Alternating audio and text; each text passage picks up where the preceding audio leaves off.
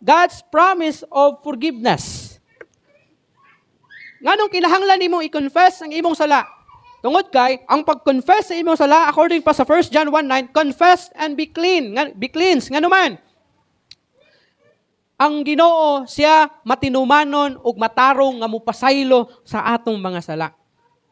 Pasayloon man ka sa Ginoo, nganong mahadlok man ka mag-confess sa Ginoo. Nganong mahadlok man ka musulti sa Ginoo, Lord, nakasala ko. Mao ni ako sala nga nahimo, pasaylo ako. Nganong mahadlok man ka? Nga ang Ginoo nagsaad man, nga iya kang pasayloon. The moment na ikaw mangayog pasaylo sa iya. Para mahugasan ka, malimpyuhan ka, kinahanglan nimong i-confess sa Ginoo ang imong sala. In Psalms 103 verse 12, He removes our sins as far as the east from the west. Oh. Sa Bisaya, sama sa gilayon sa sidlakan gikan sa kasadpan mausap. Can you imagine? Papason niya ang imong mga sala.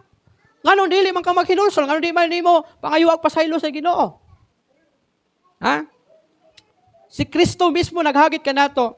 Nga ato ang hinulsulan, i-confess nato, isulti nato ang nakasalata.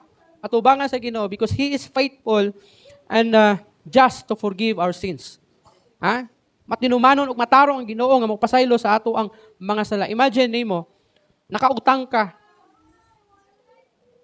Ang imong utang kay nabayaran gyud nimo og nakalingkawas ka sa utang. Murag inana. Ang utang nato maong nakasala ta sa Ginoo. Ug tungod kay confess nimo ang mao nga sala nimo, nakabayad, nakalingkawas ka sa imong utang sa Ginoo. Kakapoy ra magdaladala og guilt. Kanang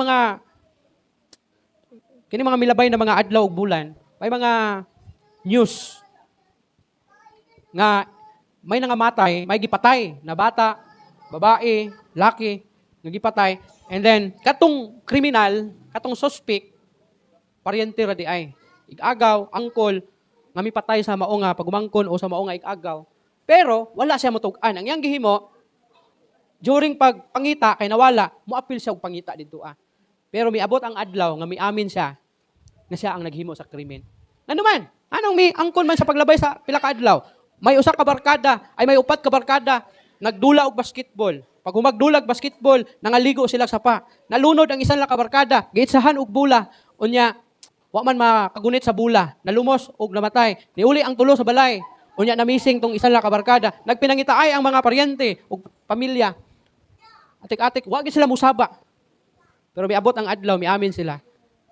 Nga ang mao nga bata, nga barkada nila, namatay kay nalumos. Wa nila masave. Nahadlok silang musulti.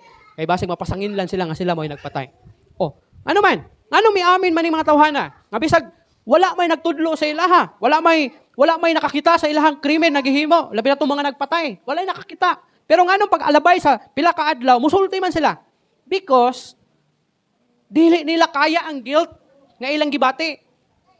Dili nila kaya ang guilt nga muhasol sa ilaha adlaw-adlaw or oras-oras, minuto, nga muhasol sa ilaha ang guilt. Mo nang mutuk-an sila nga ako ang naghihimo sa krimen, di na ako kaya ang ako ang gibati. Dapat inana ta sa Ginoo.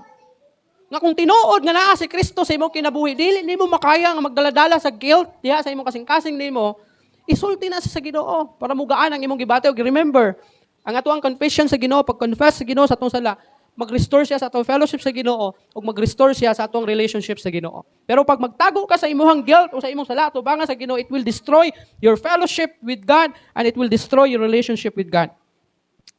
Katapusan,